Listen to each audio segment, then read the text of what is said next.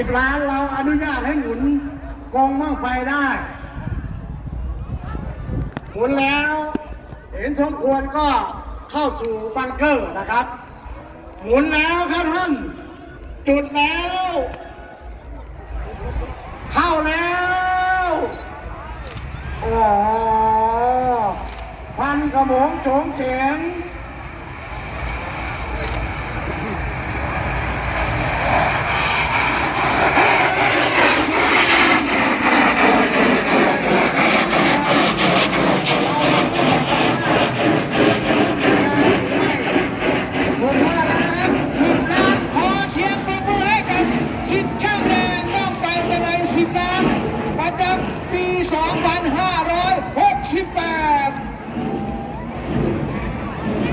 ดูว่าเล่นจนกลางสมบูรณ์ไหม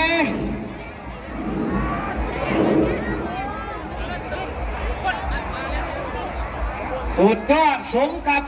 การรอคอยสำหรับบั้งไฟ10 ล้านประจำปี 2568 ปีนี้นะครับ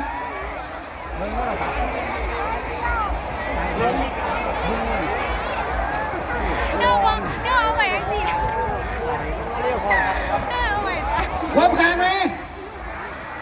ลมหยุด